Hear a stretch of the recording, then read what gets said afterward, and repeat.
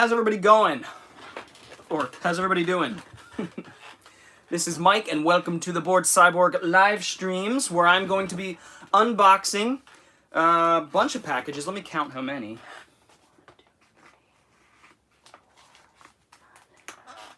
About 10 or 12 or 13 packages.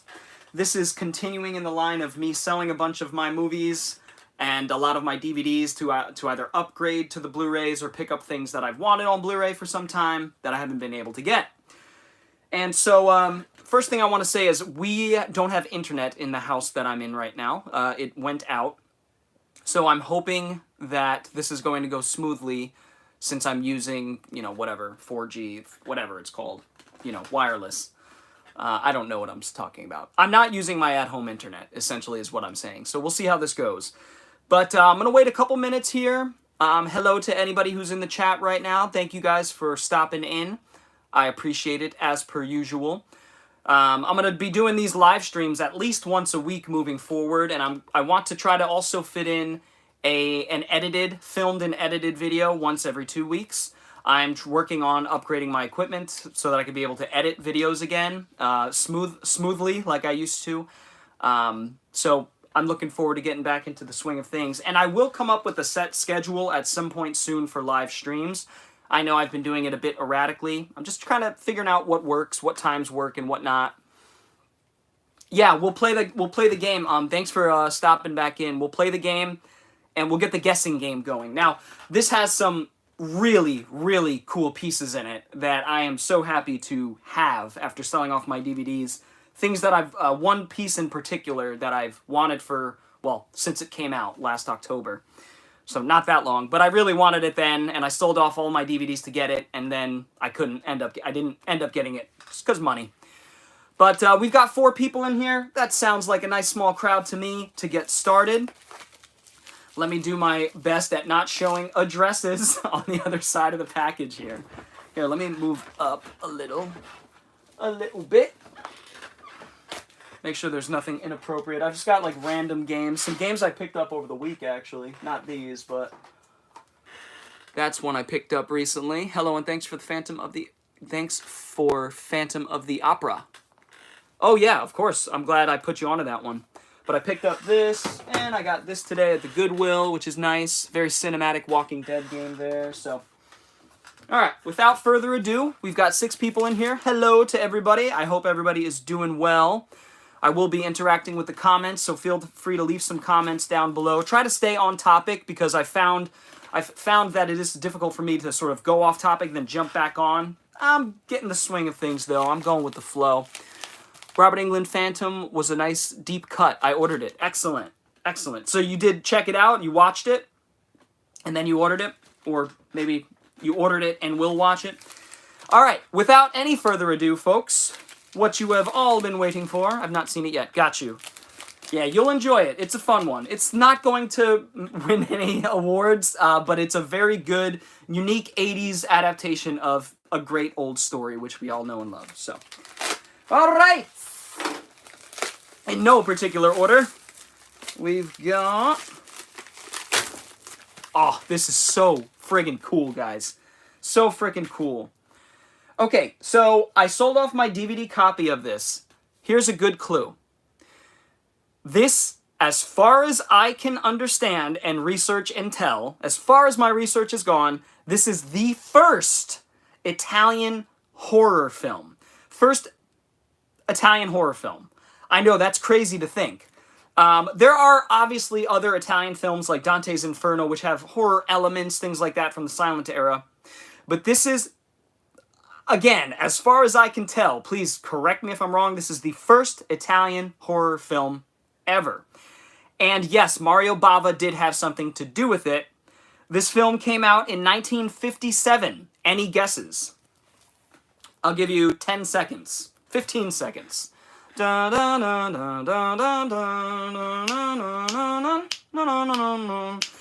you have no clue, then I would imagine nobody has a clue as to what this is. This is a little film by Riccardo Freda, who we owe a great service to if this is in fact the first horror film. About how early my Italian horror knowledge goes. That's early 60s. So this is 1957. I vampiri. I vampiri. So this has like a, you know, like a cover here, kind of covering the title. Once I open it, I'll take that out and see if it looks better with or without it. I know people love these things. I forget what they're called, but I vampiri. Now, I gotta be honest with you. I sold my DVD to fund this. That's the reason why I have this Blu-ray. I've seen the film. I watched it on DVD. I think it's an okay film. Not great. Okay, note to self, when in doubt, just guess vampire or zombie and 50% chance. Yeah, exactly. Exactly. Vampiri. You could have said vampire. I would have given you the credit. So, this is like the first time I watched it, I thought it was a pretty good film. Very thick in atmosphere, good cinematography. Obviously, you have Mario Bava doing all of that work and the special effects. There's not much special effects. This is prototypical Italian cinema, Italian horror cinema. And then in the 60s and 70s, we just start getting an onslaught of incredible Italian horror that we all know and love. Lucio Fulci, Dario Argento. But it all starts with Riccardo Freda and Mario Bava. Fantastic. I Vampiri. A very nice release here. A beautiful release by a company called Radiance Films over in the UK. This has the Italian language and English language. The original aspect ratio, it's a 2K transfer. I mean, this is incredible. So, I'm so excited to have this. As a film history buff, we'll say. Buff light. L-I-T-E. Buff light. It's just a cool piece to have historically, cinematically, and historically speaking. Since it was the first, and do your own research, but I'm pretty sure it was the first Italian horror film, which is so cool. And I do want to say, anybody who's enjoying this live stream and want to see more live streams like this, feel free to give the video a thumbs up, or the live stream a thumbs up. That will help me great. It'll help me get more exposure, things like that. It would be nice to grow a bit of a bigger audience while doing this live stream thing and branching out. So hitting the thumbs up definitely helps. Thank you, whoever just did so. I really appreciate that. Next up is a video game movie. It is the 5th in a franchise of video game movies. Animated. Super fun movies. Some of my favorite games of all time. Any guesses? Silent Hill. That's a damn good guess, as a matter of fact. But as far as I know, that movie franchise only has... You are correct. Can you be more specific? What kind of a Resident Evil movie? Which one? But yeah, Silent Hill only has 2 movies as far as I know, and there's a 3rd one coming out. I'm sure that will be coming out within the next couple of years. But it is a Resident Evil movie, and it is the 5th in their really cool, admittedly not great, but really cool Retribution. Nope, close, kind of in a weird way. It is Resident Evil Death Island. I had to double check. I thought it was Devil Island for a second. Death Island.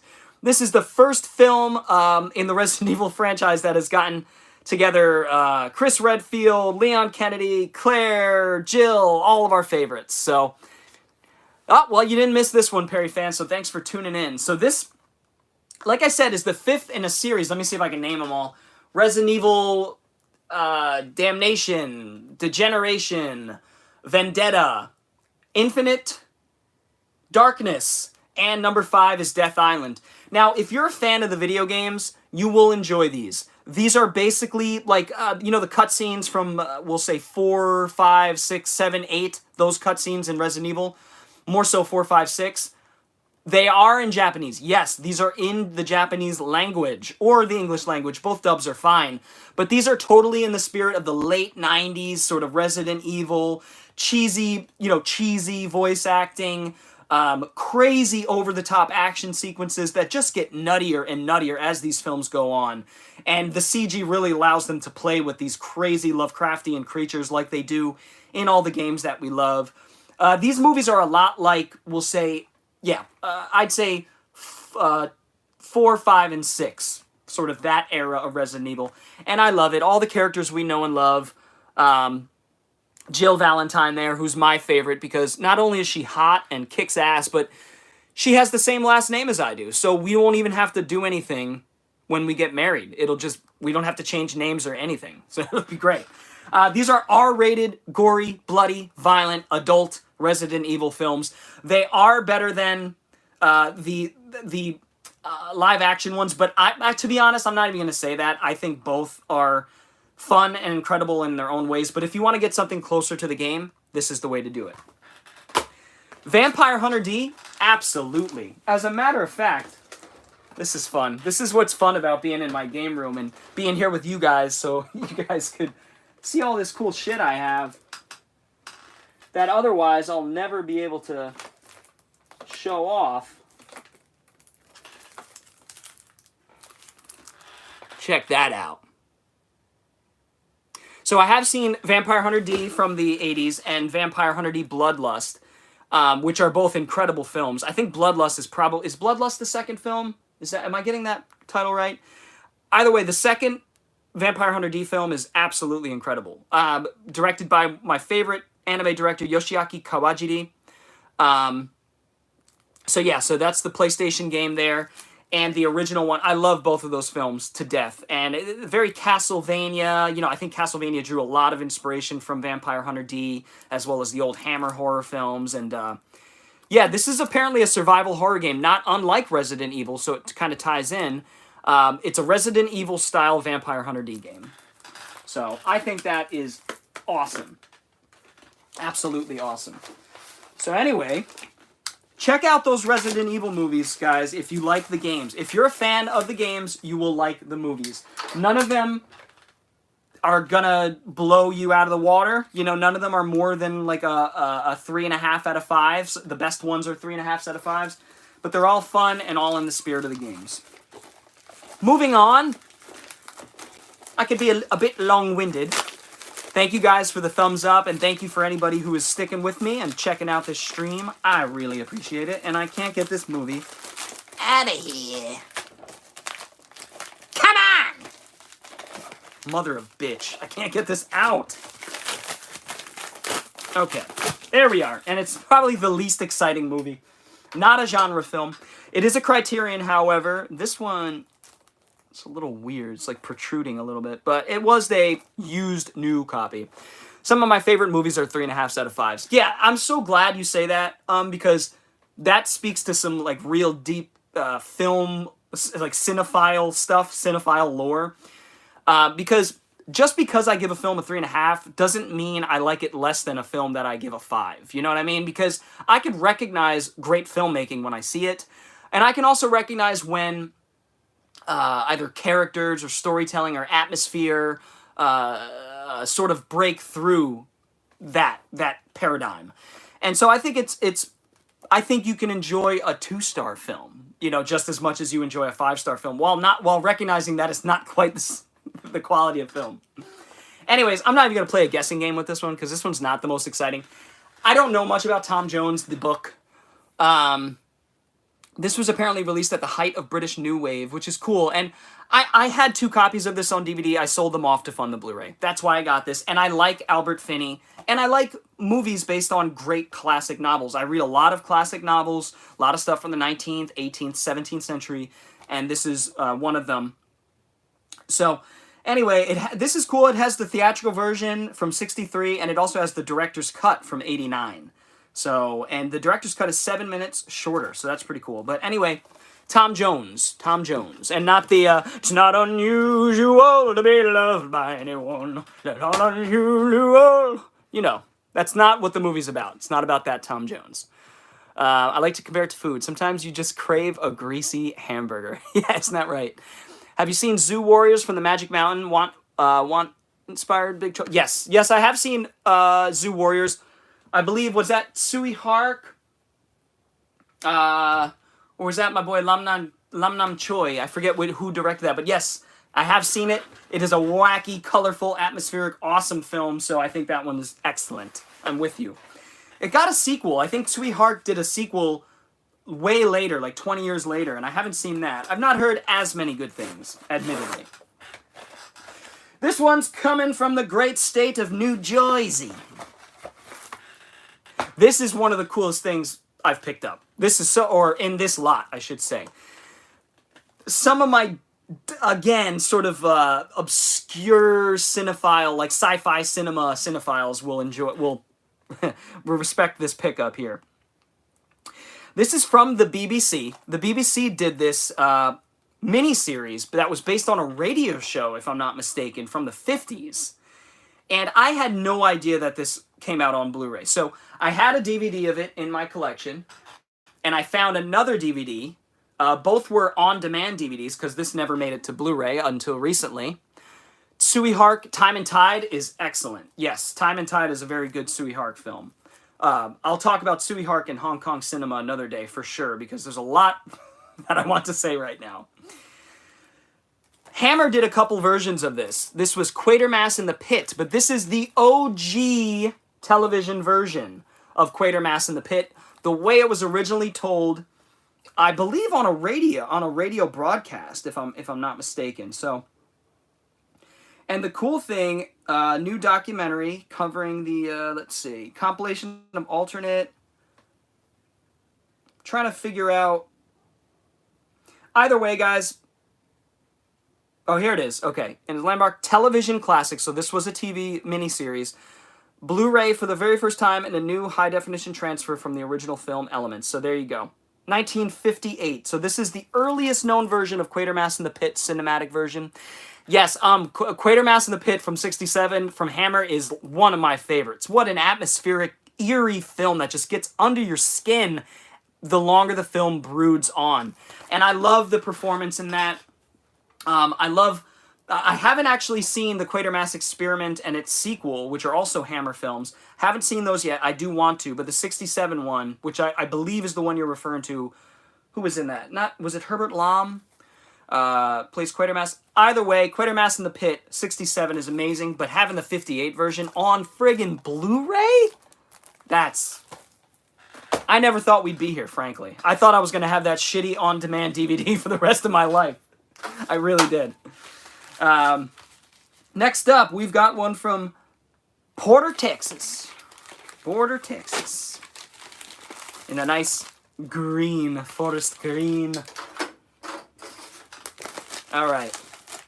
Another of my favorites from that late 60s, early 70s era is the abominable Dr. Phibes. Abominable Dr. Phibes. Yes, that is one of my favorites as well. You and I have very similar taste, that's for sure, in terms of English horror. Yeah, it's Abominable Dr. Phibes is fantastic. One of my favorite Price performances, and he does it all with, with mostly just his visage and his sort of theatrics and his body language, and it's just fantastic. Next up is, in my opinion, I have not heard many people talk about this film too positively, or negatively for that matter, but Theater of Blood, awesome movie. Awesome movie. Just going back to the comments there. But this is an action film, and I'm going to say this is one of those 70s action films that really sets the foundation, the groundwork for what we would get in the 80s with films like Commando and just big dudes toting guns, that kind of thing. Now, this doesn't necessarily have a big dude, but it has one of the coolest motherfuckers on the planet from Point Blank, and that is Lee Marvin. Lee Marvin is one of my favorite actors from the 50s and 60s. He is just so, and 70s. He is just so freaking cool. Cooler than the other side of the pillow. Any guesses as to what this could be? It stars... Here, actually, this will be fun. There we go. Lee Marvin, Gene Hackman, Sissy Spacek. And all of them are wonderful together. Great chemistry. Oh my God, it's fantastic. This is 5 years before Carrie. Sissy Spacek. Anybody? Any guesses? All right, 5, 4, 3, 2, 1. Prime Cut. Has anybody seen Prime Cut? Anybody in the chat? Have you guys seen this movie? And if you're a fan of the 1980s action films like Commando, Rambo, Predator, Terminator, on and on and on. This doesn't have any genre elements, no sci-fi, no bullshit. Just Lee Marvin with a Tommy gun or something that looks a lot like a Tommy gun. And like a field of oh, dude, it's so awesome. All right, we just got a few comments here. Let's check in. Oh, wait. Speaking of Point Blank, I just watched Mel Gibson's adaptation of it the other week, actually. That's interesting. I didn't know. So is Payback known as an adaptation of Point Blank? I can kind of see that. Is that what you're referring to? If so, Payback is a badass film. I haven't seen the director's cut yet. I'm a Gene Hackman fan fanatic, so I'll get around to it. You have to get around to this. Yo, you want to hate Gene Hackman? He chews up the scenery here. He's a racist, a bigot, and those words actually mean something when I'm using them for this film, because he's actually all of those things. Those words get thrown around a lot these days, but you will just hate Gene Hackman in this film, and you will love Lee Marvin saving the day. It's fantastic. Payback is based on the same book as Point Blank. Well, there you go. You learn something new every day.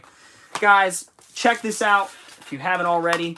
Again, 1972, but sets a lot of the groundwork for what would come in the rest of the 70s and the 80s in terms of action and how it was shot. Point Blank had a big influence on that too, and that came out in 67, I think.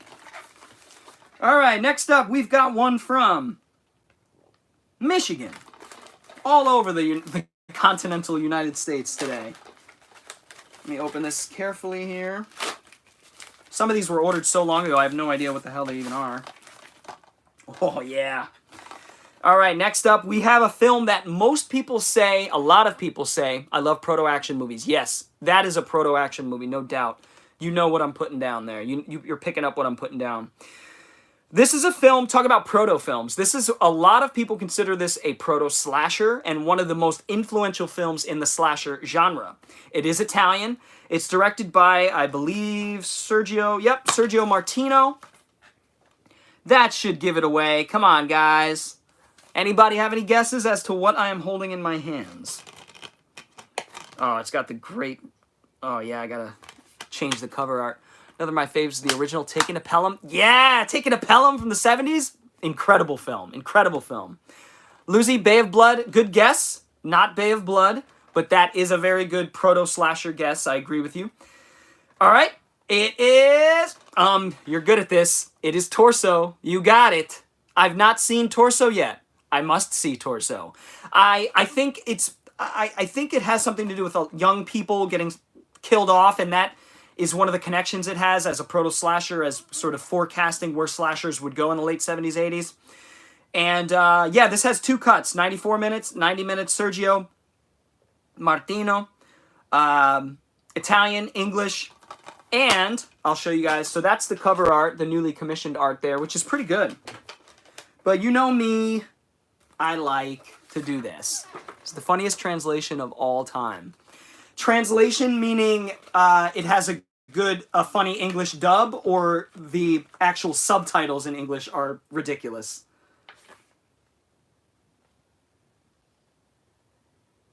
Yeah, the bad English dubs in Italian horror films almost adds to the atmosphere for me at this point. I gotta be honest. It does. I'll show you guys the artwork in one sec. I just want to make sure I'm caught up on the comments. Original title is something akin to The Carnal Pleasures of Violence. Yeah, The Carnal Pleasures of Violence. Woo! Yeah, that's a deep cut there. But here is the original poster there. I'm gonna stick with that, especially because the bind still says Torso. So, I corpi presentano tracce di violenza carnale. So there you go. Actually, I could speak a little bit Italian. So, I corpi presentano tracce. Corpi, the body. Let me see. Presents. Oh, I see. Okay. Presents tracce di violenza carnale. So carnale means sex, and violence, violenza means violence, of sexual violence. Presentano. The body presentation, tracce. Yeah, I can't get it exactly, but you're right. Violent pleasures are certainly in there. So that is awesome. So excited to have Torso. I sold off my DVD to fund the Blu-ray. That's how we do. That's how we do. All right, we got a nice little package here of 2 movies, and I believe I know what these are. I recently picked up, and the U.S. Torso again, yeah. The U.S. just decided to call it torso. They looked at it and was like, I don't know, that's a whole lot of words.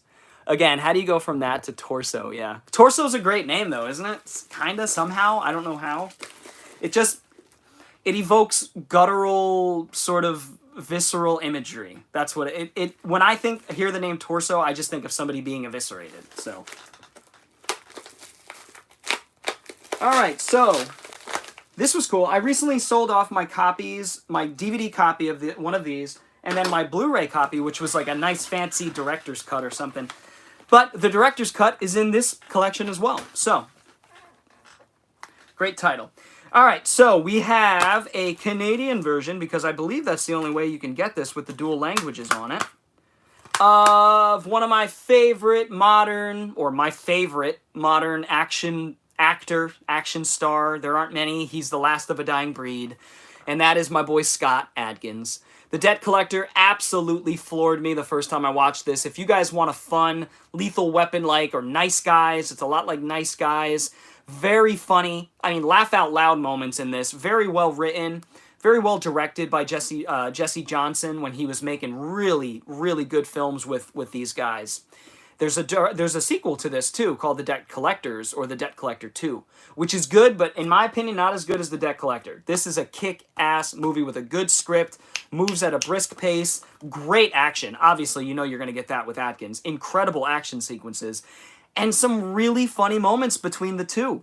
This is sort of like your, take no shit, doesn't really give a fuck. Very much so invoking John McClane from Bruce Willis. Yeah, Avengement, and yes, Dead Reckoning. Thank you. Thank you. Somebody knows about the greatness of Atkins. It's just sad that he just keeps he's stuck in DTV hell, as I say. And he does appear in Hollywood films here and there, but never in major roles. I know he auditioned for Batman at some point. That would have been cool, but, you know, not in this world, I guess. Undisputed, 2, 3, 4, Boycott. Yeah, I mean, go on and on. Atkins is one of the best doing it right now, physicality-wise. So, very excited to have this on Blu-ray. Finally. That's one I've loved for a long time. I've loved it for a long time. All right, next up. Yeah, this has the director's cut. Excellent. Are you a fan of Isaac Florentine? Absolutely, I'm a fan of Isaac Florentine. It's not every day somebody brings up Isaac Florentine. Yes, I am a huge fan. Again, I just wish his last couple movies have not impressed me. And that's a shame, because he has so many great flicks in the 90s and the 2000s and, you know, the Undisputed films, and he had such a grasp on how to shoot action, and he did it in such a kinetic and free-flowing style, unlike anybody I've ever seen, honestly. And I feel like Stahelski learned a lot from the way Isaac Florentine shoots action. He just had a knack for it. Call him a B-movie director? Sure. But he shot some of the best action ever, in my opinion. And some of his films are testaments to that. U.S. SEALs and U.S. SEALs 2. Nobody knows what those movies are. They're part of a line of, like, Marines and SEAL movies and all this garbage. But yeah, no, U.S. SEALs has some of the best action you're going to see from that time period, if not ever. So, yeah, Albert Pyun vibes. Absolutely. It does. Cold Harvest is incredible. Some of the best action cinematography in a B-movie, hands down. And Gary Daniels has never been cooler, in my opinion, or colder than in Cold Harvest. So, next up, the second film from the person that I got. You know, when you could on eBay, message people and say, hey, if I buy a few from you, can you hook me up, or can you cut off the shipping, etc., etc. 9 times out of 10, people work with you. So just do it and be nice. Be nice about it, and people will reward you for that. Scott Adkins was born in the wrong era. He would have been massive in the 80s. I know. Isn't it so sad? Isn't it so sad? But hey, my days of thinking that Atkins is going to break into the mainstream ended with John Wick 4 and how they treated his character. So that's all I'll say. Florentine also loves the swoosh sound effect whenever someone moves. That's right. Hey, man, he makes cool flicks. What's the one with Antonio Sabato Jr.? High Voltage. That one's cool and has a lot of swoosh sounds and a lot of slow motion. And hey, he's a student of John Woo.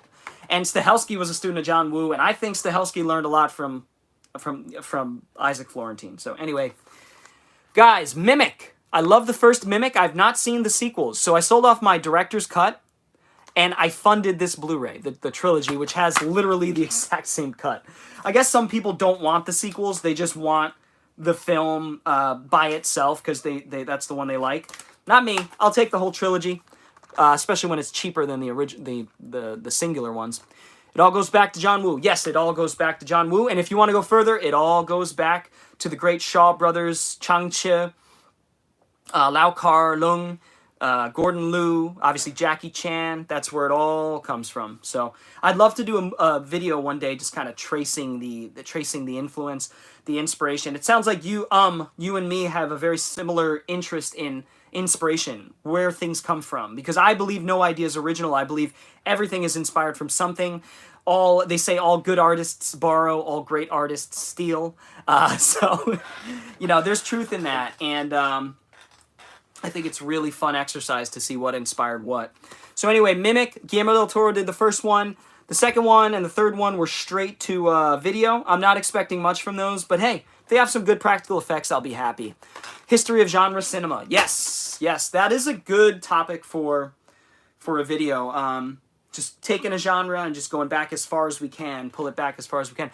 But my thing is, I get obsessed with research. I do this with when I make music, when I write, anything. I get obsessed, and I can't stop. I will sit there for 12 hours. I won't drink anything, and I will get obsessed. And the thing about the cinema of history is you'll always find something that pulls you back further. So you're going to end up in the 1800s, you know what I mean, with the great locomotive chase or whatever it was when the train's coming at the screen. That's where all action films start, right? So, yeah, it is a fun exercise, though. And that's what I tried to do with my Japanese cyberpunk video, which I have been thinking I want to do that second part soon and do more videos like that. Like, if I'm going to do edited long videos, I want to do, very honed-in video essay sort of things, so. All right. Another thing I wanted to talk about with you guys and just people that are in the chat, I tried to look into the super chat thing. Not exactly sure exactly what Super Chat is. Falling down a cinematic rabbit hole, absolutely. But Super Chat allows you to donate to people while they're doing live streams. I would never ask for anything like that. I guess I'm just throwing it out there. If you guys do want to support the channel, like I do have a Patreon. I don't, bark it very much. But if you guys ever do want to donate to the channel, Super Chats would be a good way to do it. And that money would just go to making the channel better. Because I'm saving up for a computer right now. I have a good camera. I'm not worried about that. But anything that you guys donate to me, if you ever want to donate to my Patreon or through the Super Chats, feel free to do that. I think I did set up the Super Chats, which basically is a highlighted comment, I think, that goes to the top.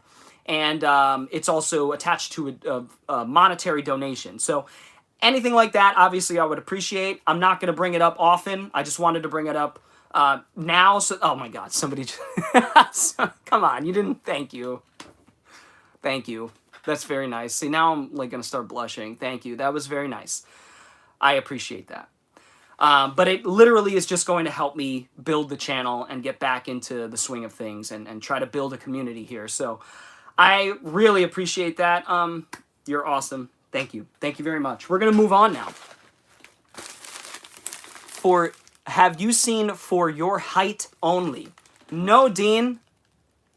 Are you making fun of my height? No. What is that exactly? Is that like a Bond parody? I've not heard of that. Have you seen Five Fingers of Death? No, I haven't. Is Five Fingers of Death also known as King Boxer? Because if so, then no, I have not seen that film. And I have to. It's in one of my Shaw Brothers sets. I gotta be honest, I haven't gone back to the 60s yet for Shaw Brothers. 60s and early 70s, I'm not as strong with Shaw Brothers films as I am throughout the rest of the 70s and 80s. So, but I'm working my way back. I still need to see One-Armed Swordsman, films like that. So, yes, King Boxer. Yes, no, yes, no, yes, no, yes, no, yes, no. I have not seen King Boxer, but I definitely have to. It's in one of my big, Arrow sets. I know that. So, Boxer from Shantung. That's the one I was conflating it with. Favorite Shaw Brothers is Human Lanterns. Oh, so cool. Human Lanterns is awesome. Awesome film. I picked that up on Blu-ray pretty recently. All right, we have a well-packaged one here. These all came from eBay, by the way. I've been wheeling and dealing on eBay. Wow, this film is a long time coming. One of the best. Sorry, I'm trying to check back in. Yeah, we're all just kind of nerding out over the Shaw Brothers films. Hell yeah, I love Shaw Brothers. This next film is not a Shaw Brothers film, however. It doesn't have much to do with Shaw Brothers at all. But it came out in the 80s, and it is by David Cronenberg, and I can't believe... No one's even going to believe that I didn't have this in the Blu-ray collection. And I can't believe it either, up until this point. I'm so glad to finally own it. I've been holding off rewatching it because I wanted to own the Criterion Blu-ray. I finally do. It's a little, you know, it's pre-owned. I got it for like 15 bucks. It's a little beat up. But I am so excited to finally own Videodrome. One of the great covers. Look at that. It's one of the great scenes in cinematic history. Filipino 007 with Wang Wang. No, I have not seen that. I will add it to the list, Dean. Do you recommend it? Yes, Cronenberg. Videodrome. This is a film that just kind of grows on you the more you think about it. I've only seen this film once, and it left me feeling... No, I've seen it twice. I liked it better and better each time. And the second time... Both times, it just makes you feel dirty. James Woods has never been better than in Videodrome. He plays the dirty, low-down, asshole characters so well. Defining text of body horror, yes. Analog horror history, absolutely. But yeah, James Woods plays a shyster, you know, plays just a depraved, kind of debaucherous dude. And... he delves into this underworld of videotapes and you know, weird CCTV transmissions, and just really encapsulates the 80s in such a cool analog way, like you said there. And just to speak to that, Criterion knows what they're doing.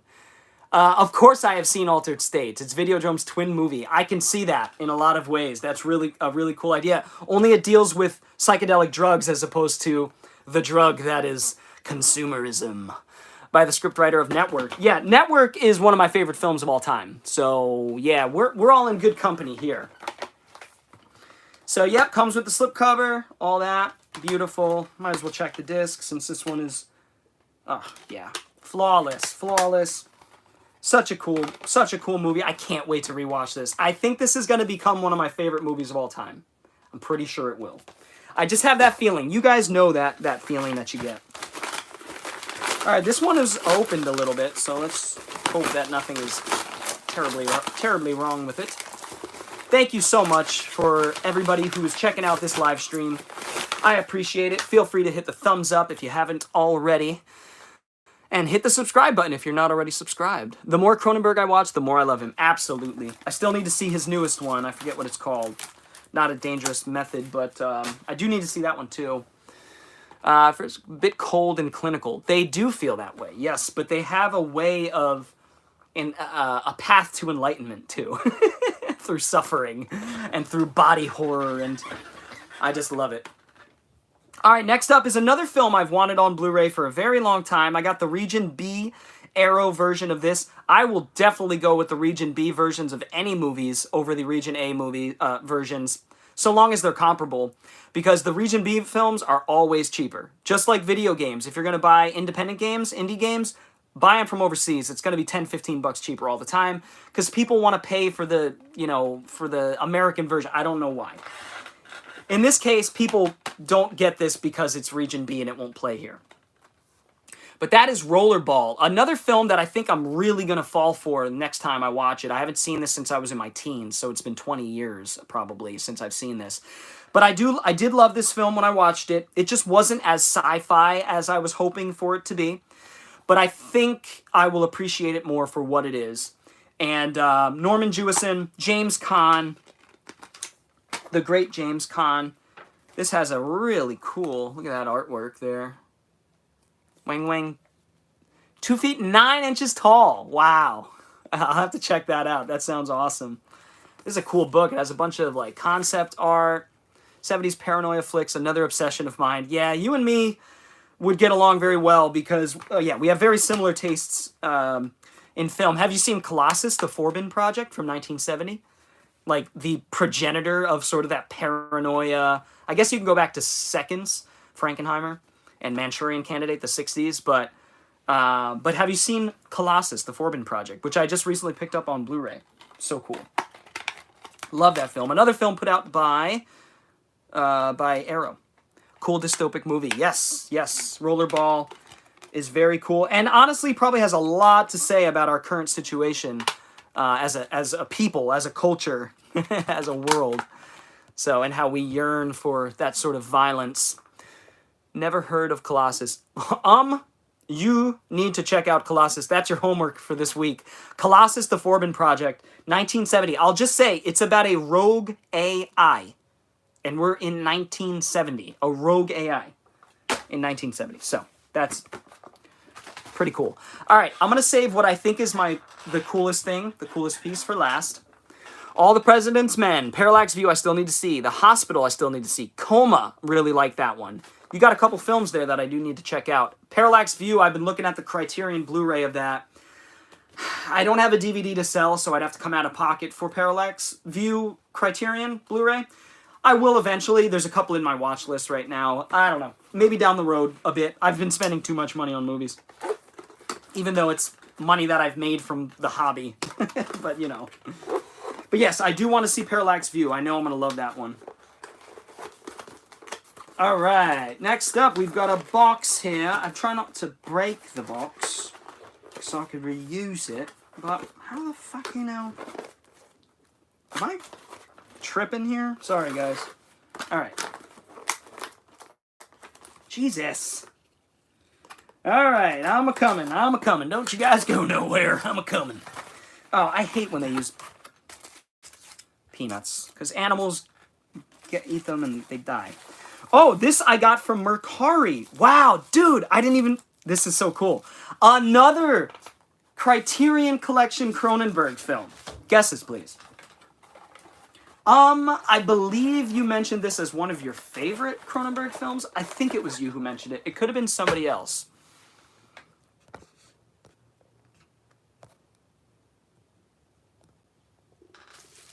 All right. This one is one that I've been wanting for some time. Hospital stars Dorsey Scott and is written by Patty Chayefsky. Oh, nice. Okay, I'll check that out. That sounds excellent. All right, next up, guys. Any guesses on what I have in my hand? Scanners, good guess. I don't have that one. Is that on Criterion? I do have... Well, I'm sorry. I do have that one. Not on Criterion. I have that one on Blu-ray, but not Criterion. But I do like Scanners. Not my favorite Cronenberg. I think it's a little bit more commercial for him, but still a really cool film. But no, this is the 1996 film. This is the unedited 100-minute cut. I hope so, at least. Let me see. Yeah, I think this is the uncut version. Either way. Crash. Crash. Crash is one of the weirdest films. My favorite Cronenbergs are Crash and A History of Violence. That's right. So there you go.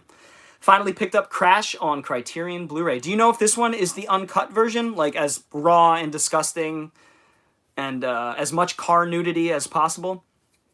I say that because anybody who doesn't know, this is a psychological thriller, drama, psychosexual thriller about... Wow, top 50 for you? Hopefully it gets there for me. About a culture of people who are obsessed, psychosexually attracted to people who get in car crashes and are turned on by the idea of car crashes. This is a weird movie. That is just the tip of the iceberg. This film goes places. So check out Crash. Loved this film the first time I watched it. Sold off both of my DVDs to fund this. One was an archive and one was an original Warner release. So I got this for 25 bucks. Brand new and sealed off of Mercari. Also, guys, yeah, do check out Mercari. Every once in a while, somebody puts something up there and they have no idea what it's worth or they don't care and it just sells. So, and not as many people use Mercari. So I always check Mercari. I'd say 1 out of 10 times I find the best price on Mercari. Closest I get to it is stuff like Tetsuo, one of my favorites. Mixing metal, violence, sex. Yes, Tetsuo is one of my favorite films of all time. Tetsuo the Iron Man. And Iron Man Tetsuo 2 isn't far behind. Tetsuo 3 is far behind. Body Hammer. Funny we bring up Tetsuo. This has been a very serendipitous live stream here. Things are just kind of coming together. It's funny you bring up Tetsuo because I hold in my hand one of the coolest sets, in my opinion, that came out last year. It came out last October by Arrow. Oh, it's so pretty. It's so pretty. Okay. This is so nice. Oh my god. So do you guys know... Okay, so Tetsuo, Bullet Ballet, that's one of my favorites of his too. Or Tokyo Fist. Oh my god. Tokyo Fist is incredible. The kinetic energy that flows through that film, it's so dynamic. It's wonderful. So a couple years ago, speaking of Tetsuo, Arrow released a set, a Shinya Tsukamoto set. And anybody who's a fan of Japanese cinema must own this set, as well as his film Gemini, which wasn't in the set, sadly, but you could buy from Mondo, or Mondo Macabre. And it was a beautiful, like, 7-8 film collection of Shinya Tsukamoto's movies.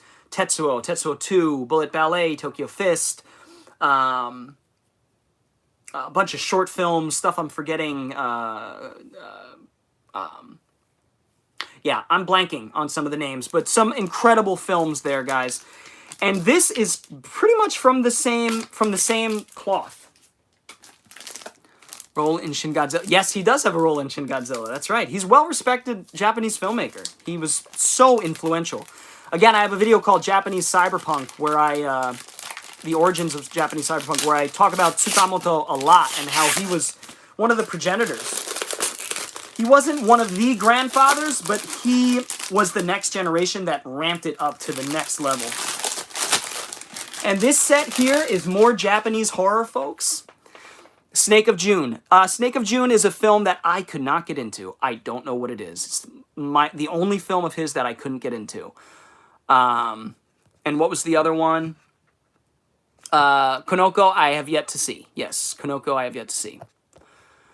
But I do want to see it. So anyway, Arrow put out this incredible set called J-Horror Rising, which compiles 1, 2, 3, 4, 5, 6, 7 films, of which I've only seen a couple, into this beautiful, beautiful Blu-ray set. Now, this is Region B, but I'm pretty sure they have a Region A as well. I have an all-region player. I always will. Even when this breaks, I'll buy another one. So I don't mind owning the Region B. A lot of people get turned off by this down here. I don't give a shit. I just want the films. That's what I want. That's what matters most to me. Not what something is worth. They better include my Kiyoshi Kurosawa.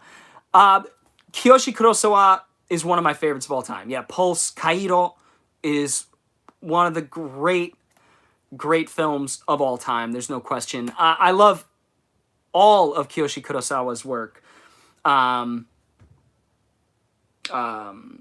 Seance. What else? Help me out. Help me out. I'm blanking. Because I've seen so many of his films, and I can't name any because I'm kind of on the spot focused right now. But Seance and The Loft and so many great films. But I'll go over what's in this set here. J-Horror Rising has a nice booklet and 2 films on each disc, except for Noroi, The Curse, which is a Japanese found footage horror film that people absolutely love. I have seen it. I think it's pretty good. Tokyo Sonata.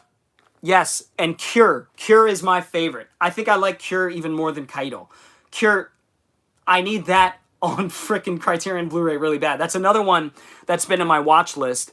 Because I don't want any of these to go out of print, and I don't want to have to spend $60 for them. So Cure, Kua, is one of the great Japanese films of all time. Thriller, horror. It's the Japanese answer to Seven in my book. Chime. I need to see Chime. Yes, how... Let me ask you how you watched Chime, because I need to see Chime. And I couldn't figure out a way to watch it. I might have to rent it or something. So this has Noroi the Curse. That is the found footage classic. A lot of people love. I'm not crazy about, but I do need to watch again.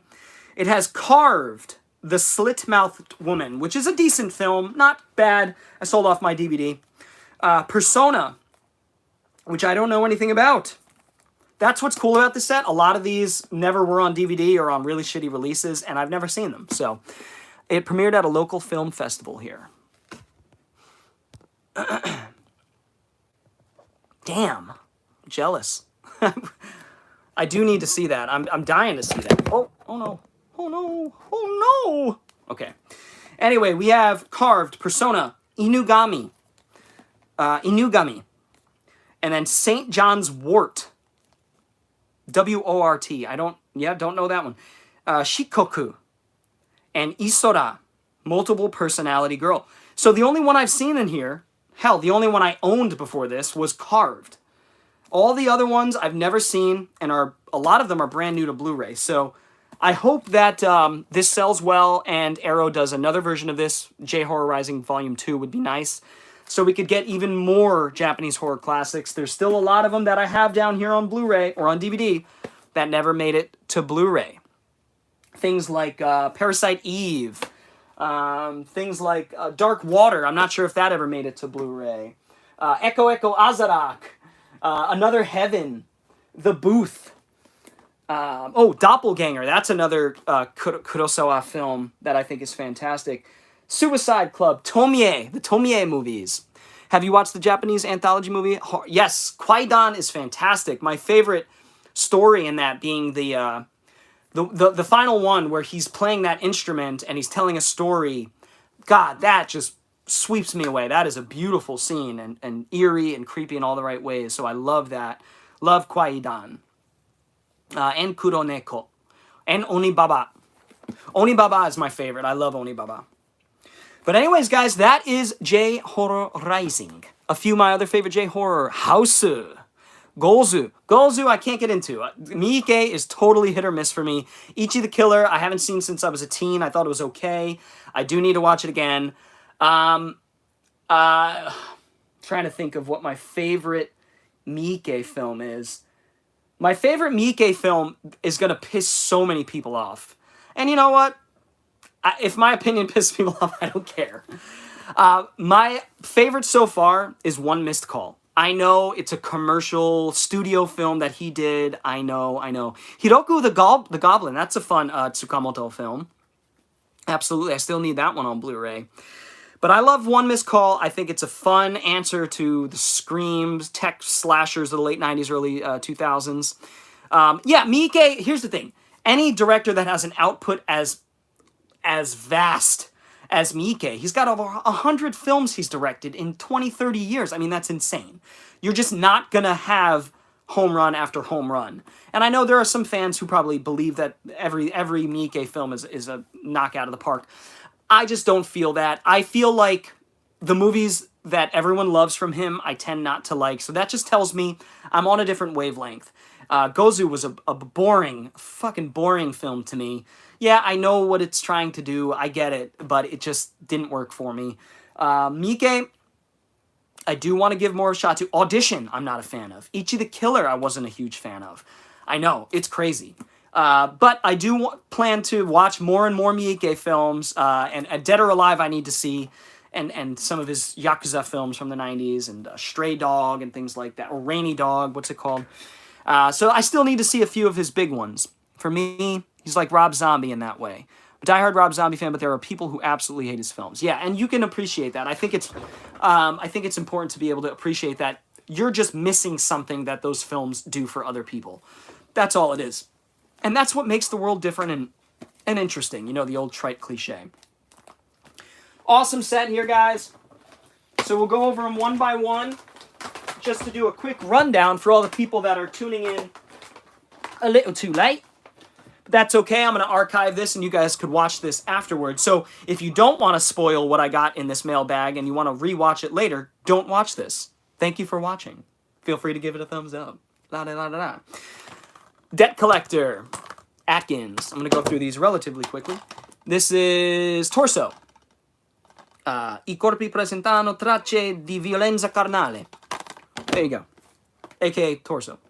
I vampiri. I vampiri. That's my Italiano voice. I am Italian. I have to tap into it. It's very great. I vampiri. I vampiri. Riccardo Freda. This one is a prime cut. It's a prime cut meat. It's great. Now I just sounded like Borat there a little bit. The Old Boy remake, way more than I should have. This haul is definitely more my speed than the Criterion one you did. One 5-star film after the... Yes, this is definitely more genre-centric, so... Prime cut. But I like films from all over the spectrum. Mimic. Resident Evil, Dead Silent. Alright, I'll stop doing that accent. It's like Romanian, Italian, somewhere in between. Eastern European. Rollerball, the classic. Videodrome, the classic. Quatermass in the Pit, I'm presuming a classic. Haven't seen it yet. Tom Jones, it's not unusual to make love to little barbs. I don't know. I don't know the words. Crash. Crash into me. Is it like Dave Matthews Band or something? J-Horror Rising, the set of the pickup. What a cool pickup. I think I'll probably have one more of these mailbag videos, live mailbag videos for the time being, and then I'm going to halt on the purchasing for some time, because honestly, I sold off a lot of my DVDs that I wanted to get rid of, and I've got a lot of the Blu-rays I wanted to, so I'm pretty much done. But I do have 5, 6, 7, something like that packages coming that we will do one more live mail unboxing for now, and then we'll come up with a schedule to do live streams every week. Maybe we could watch movies together, just chat about movies. Maybe we'll try to pick a topic, and I can kind of look through Letterboxd and see like all the movies from the 80s or movies from 81 or I don't know, random shit like that. So thank you all so much for tuning in. I really appreciate it. All that stuff, you know, if you haven't subscribed already, feel free to do so. There's going to be more and more videos and live streams like this. Feel free to hit the thumbs up if you haven't done that already. Those help me with exposure and people finding the live stream and whatnot. Like I said, also the super chats, if you guys ever wanted to donate that way, it would be appreciated. Here I am asking again. I just want it to be out there for people to do if they choose to donate to the channel. And just know that every single dollar that you donate here is going to go into the channel. I'm not going to buy movies with it. I'm going to buy equipment. It's going to help me have the time to do what I love and make videos. So, with that said, I'll show you guys one last thing. The Troma Blood Bank with some great classic films in it. Films like Horror of the Hungry Humongous Hungan, which I've seen. We're going to go through these just for fun. Nightfall. That one's named normally. I'll DM you tomorrow on Twitter. Sounds good. Play Dead. By the way, this blood bank set was propping up my phone, so I feel like it was part of the pickup video. Scream Baby Scream. Mommy's Epitaph. Beyond Evil. Slightly Beyond Evil. Death by Dialogue. Nightmare Weekend. And Evil Clutch. Alright guys, that's going to do it for the stream. I really appreciate you guys all coming out. All the thumbs up.